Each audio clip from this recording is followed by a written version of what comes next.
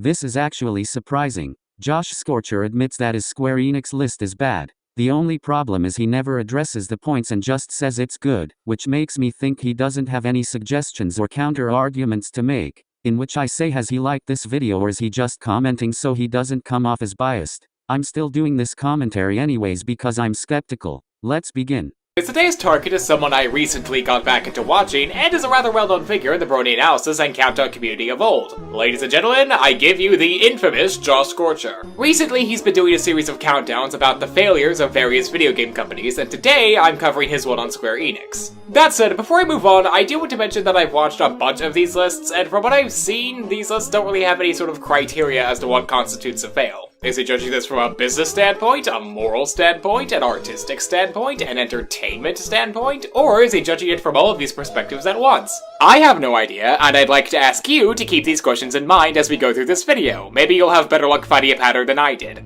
Yeah, how is it that you couldn't figure it out like I did? It's based on his overall standpoint, his opinion. Luckster does bring it up, but I'll go deeper in this rabbit hole. Square Enix is a company that loves to mesh random words and letters together, from made-up words like Final Fantasy XIII's LC, Falsi, and CF, to several Kingdom Hearts titles throwing random words together. Those wacky auteurs at Square just can't seem to stop themselves. Sometimes Square can't even use the same word for the same thing over multiple installments. Summons have been known as Espers, Guardian Forces, Eidolons, Aeons, and, of course, summons. Making up words is one thing, but at least have some consistency, gosh darn it! Now I know what some of you may be thinking. Well, sure, that sounds like a really petty reason, but it's just his opinion.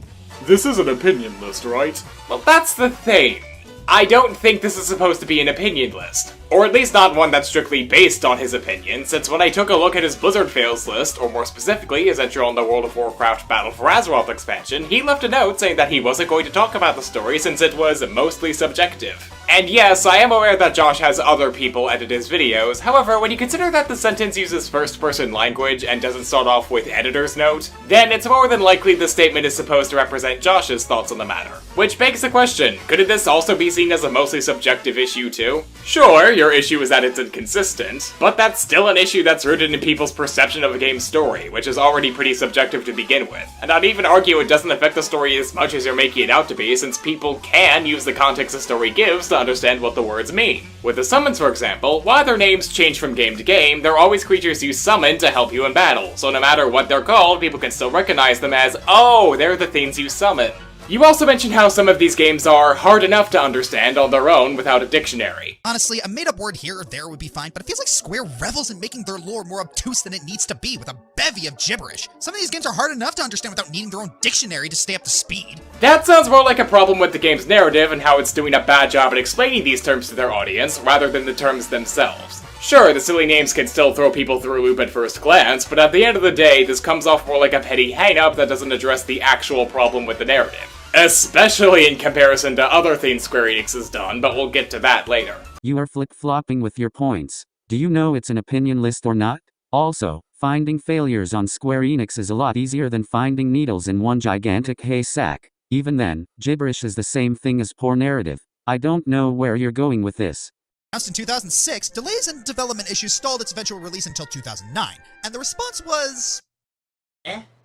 While the presentation was top-notch as always, the compliments end there. The level design was horrifically linear, with most of the environments consisting of corridors that went on forever with the occasional branching path for a treasure chest. Same problem with the skill tree, which just boiled down to holding down a button to increase stats rather than actually making meaningful decisions about how to develop your characters. Now, the criticisms of the game are valid, to be fair, well, except for one, but I'll get there later. I have to ask why this is a bigger fail than Spirits Within and All the Bravest. I get that Final Fantasy XIII is often seen as the black sheep of the franchise, but it still made its money back despite the high production costs, to the point where it sold around 6.6 million copies by 2013. Meanwhile, Spirits Within was a commercial flop that got critically panned, and All the Bravest got pulled from store shelves due to the backlash. On that note, while Final Fantasy XIII has its detractors, it did get good reviews from critics, and even you admit later on that the reaction was more split than anything else. So I have to ask, why is Final Fantasy XIII a bigger fail for the company?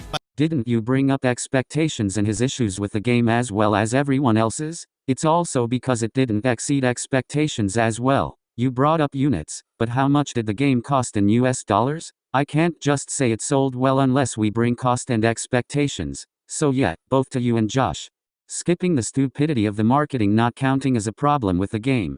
generally tend to be self-contained, which most of them taking place in their own world with some recurring elements connecting them together. Unlike Zelda, there's not really a timeline. So whenever Square makes a direct sequel, it feels pretty unnecessary. Don't get me wrong, these aren't always bad, just look at Tactics Advance and Dissidia Duodesim, but the vast majority of them are forgettable. Starting off, we had Final Fantasy XII, which discarded the tone of the original completely in favor of all kinds of fan service antics, while also discarding the creative battle system that made X's combat so good. And it also sold about 4 million units. Now sure, sales don't equal quality, but this is not a countdown about quality, this is a countdown about failures. Regardless of how bad you think the game is, the fact it sold well should make it more of a success than Spirits Within and all the money in the world. Also, you could stand to go into more detail on what's wrong with the battle system, because as is, your complaint just comes off as, it's different, therefore it's bad, which sounds mostly subjective.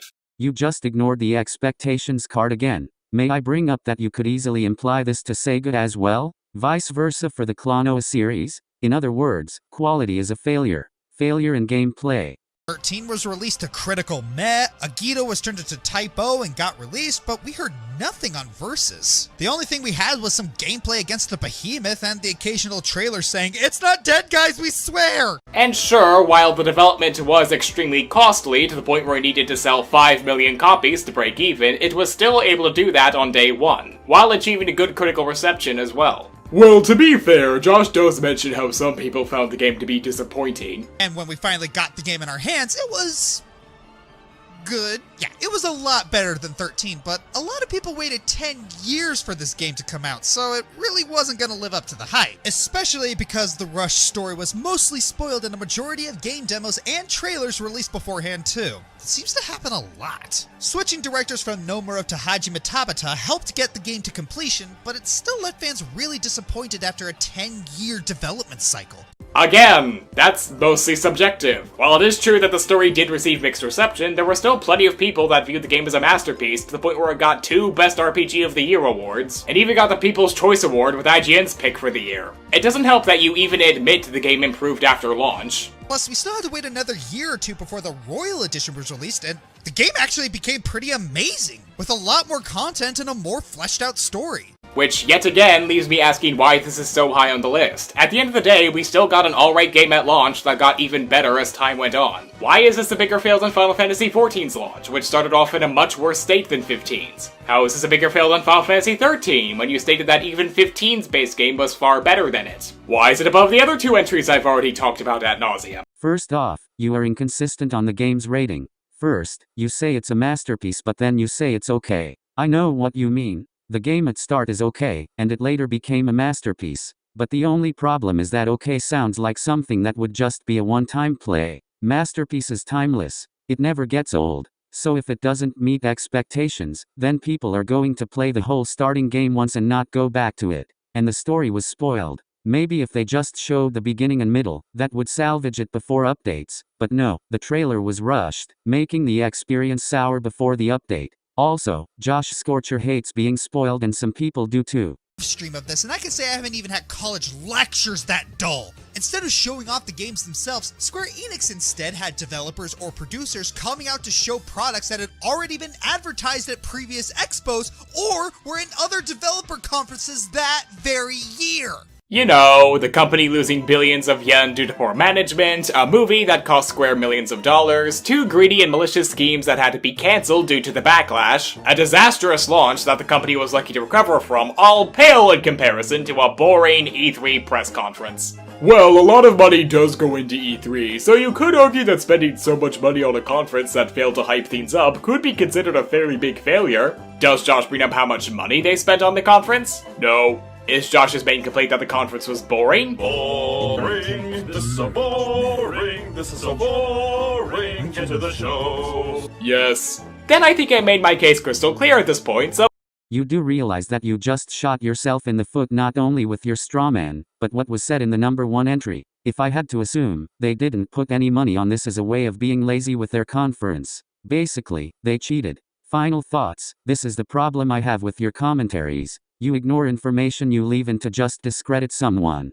Your Pokemon list chain commentary is a good example of this. I could probably understand why you leave them in. The only problem is you're only going after the experienced to white knight the inexperienced. This could work if it's just one game in the franchise. But you like to put the minority on a megaphone and have them shout the frustrations. Though, it makes sense why. You are below the 1000th mark and think sticking to minorities is a good idea. Though Josh seems to like it. But that doesn't mean others will. My advice is stick to low-rank YouTubers and debunk them. Though, promotion should help make you better than me, in which you will respond to this if that was the case. But whatever. Like, comment, share the video, subscribe, and click on the bell to get notified for more of my work. Also, be sure to follow me on Twitter, Tumblr, and Discord for Q&A, polls, and announcements.